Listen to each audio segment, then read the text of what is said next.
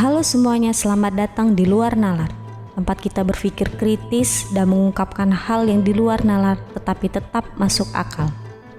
Sebelum kita masuk ke pembahasan, saya mau kasih disclaimer dulu. Konten ini sama sekali tidak bermaksud menyudutkan pihak manapun atau melanggar aturan YouTube. Tujuan pembahasan ini murni untuk informasi dan semoga bisa jadi edukasi buat kita semua. Setelah kabar penculikan. Dan informasi lainnya, polisi merilis video penangkapan salah satu tersangka pembunuhan kepala cabang. Duga pelaku aktor intelektual. Seperti yang kalian lihat di judul, kasus yang bakal kita kupas kali ini sedang hangat diperbincangkan di setiap kalangan. Kasus ini menimpa kepala cabang BRI Cempaka Putih, yang mana dia diculik di area parkir pada siang bolong. Lalu ditemukan sudah tidak bernyawa keesokan harinya. Sontak penemuan jenazah kepala kantor cabang perwakilan Bank BUMN ini membuat geger warga kampung Karangsambung, Desa Tagasari, Kecamatan Serang Baru, Kabupaten Bekasi, Jawa Barat. Penasaran? Tekan tombol subscribe sekarang juga. Yang bikin heboh dari penculikan tersebut, para komplotan itu nekat beraksi di tempat ramai dan terekam jelas oleh CCTV. Tidak seperti kehilangan motor yang hilang tanpa kabar. Di sini polisi sendiri bergerak cepat menemukan para pelaku yang menculik korban. Tapi anehnya, para pelaku hanya mengaku menculik, bukan menghabisi nyawa korban. Dari sinilah muncul berbagai spekulasi. Ada yang bilang ini terkait jabatannya di bank. Ada juga yang menduga soal pekerjaan lain. Bahkan ada yang mengaitkan dengan kasus pinjaman fiktif miliaran rupiah. Di video kali ini, kita akan bahas kasus ini secara lengkap. Mulai dari latar belakang korban, kronologi, hingga penyelidikan polisi. Profil korban. Korban bernama Muhammad Ilham Pradipta, atau biasa dipanggil dengan Ilham.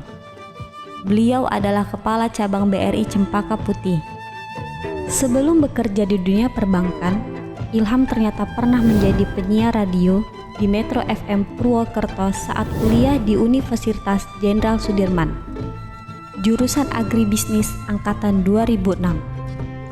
Waktu di radio, dia dikenal ramah, easygoing, bahkan sempat dipanggil dengan nama Dipta. Selain berkarir di perbankan sejak 2012, Ilham juga punya hobi naik gunung dan touring. Dari akun Instagram pribadinya, terlihat banyak dokumentasi perjalanan touring, liburan, hingga kebersamaannya dengan teman-teman. Di lingkungan kerjanya, Ilham juga dikenal sebagai sosok yang ramah, rendah hati, dan royal. Bahkan satpam, tukang parkir, serta pedagang sekitar kantor sering menerima perlakuan baiknya. Ilham juga sudah menikah dengan wanita cantik bernama Puspita. Kejadian ini tentu sangat membuat keluarga, teman, serta rekan kerja Ilham sangat terpukul, terutama sang istri. Tapi meski begitu, sang istri maupun keluarga tetap mempercayakan kasus ini ke pihak kepolisian. Diusut sampai tuntas sih, cepat nangkep pelaku. Biasanya orang-orang dalam organized crime yang melakukan eksekusi itu tidak tahu menahu siapa sebetulnya dalangnya. Kronologi kejadian. Hari Rabu, 20 Agustus 2025.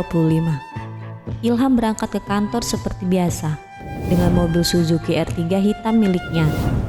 Menurut Satpam, hari itu Ilham ada agenda meeting di Lotemat Pasar Rebo dengan salah satu klien. Proses meeting tersebut berjalan lancar. Semuanya normal sampai saat dia ingin kembali ke kantornya.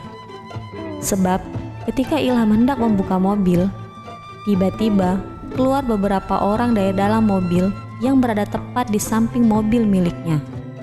Mereka langsung menyergap, menyeret, dan memaksa Ilham masuk ke dalam mobil mereka. Perlawanan sempat terjadi, tapi karena kalah jumlah, Ilham tidak bisa melawan. Mobil itu pun langsung tancap gas meninggalkan lokasi.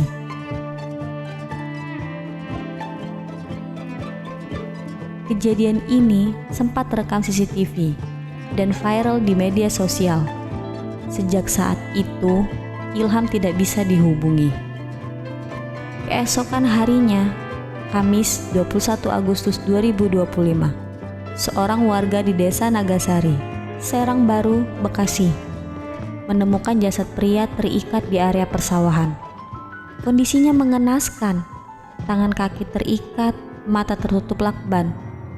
Sontak melihat itu, warga yang menemukan jasad ini pun langsung melapor ke pihak kepolisian. Setelah dicek, ternyata jasad itu adalah Ilham, Kacap BRI Cempaka Putih yang diculik oleh beberapa pria sebelumnya.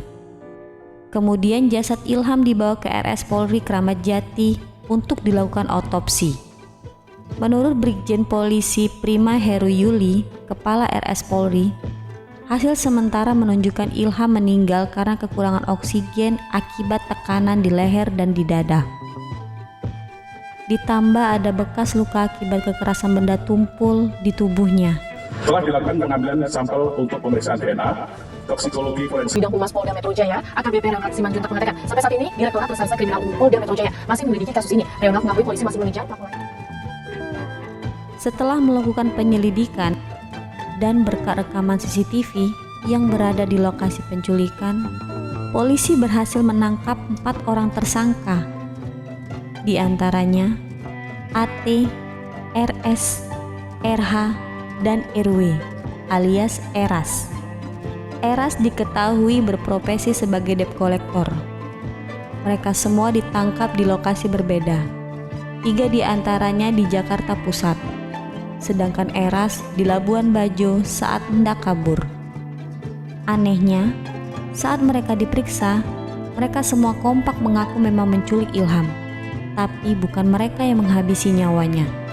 Dari keterangan ini, polisi menduga ada eksekutor lain yang bertanggung jawab. Tidak berhenti di situ, penyelidikan pun berkembang. Polisi kemudian menangkap 4 aktor intelektual yang diduga dalam kasus ini. Mereka berinisial C, DH, YJ, dan AA. Mereka ditangkap di Solo dan di Jakarta. Dari sini pertanyaan besar pun muncul. Permainan apa yang ada di balik kasus ini?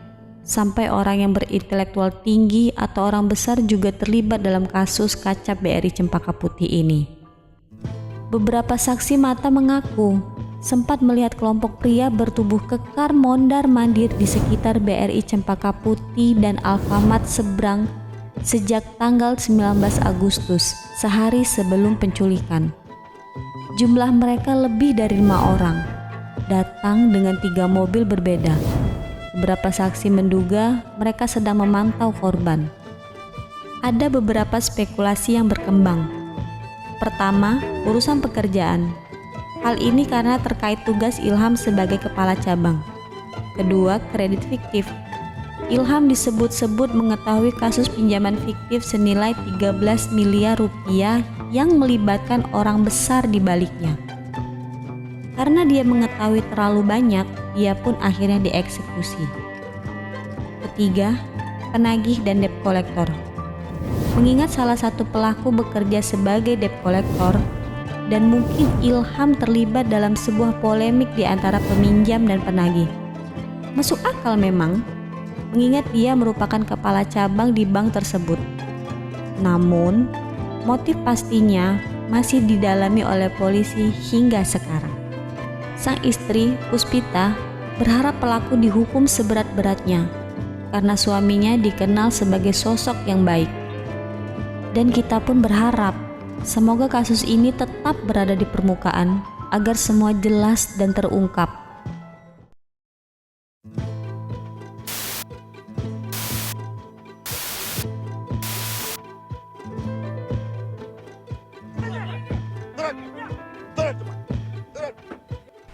Disinilah ceritanya semakin gelap. Nama Dwi Hartono muncul sebagai aktor intelektual. Lalu, mengapa seorang kepala cabang bisa menjadi target penculikan dan pembunuhan? Jawabannya, diduga karena sebuah rahasia besar, yaitu praktek kredit fiktif di dalam bank. Apakah Ilham mengetahui skandal korupsi miliaran rupiah? Apakah dia sedang berusaha membersihkan jejak kecurangan? Atau apakah dia sengaja dijebak? Beberapa dugaan menyebutkan ada orang dalam bank yang ikut terlibat. Bahkan ada mantan pegawai, relationship manager yang mungkin merasa terancam. Pertanyaannya, apakah Ilham sengaja dihilangkan agar rahasia ini tidak pernah terungkap? Menurut kalian, mana yang paling masuk akal? Tulis pendapat kalian di kolom komentar. Terima kasih sudah menonton dan sampai jumpa di next episode.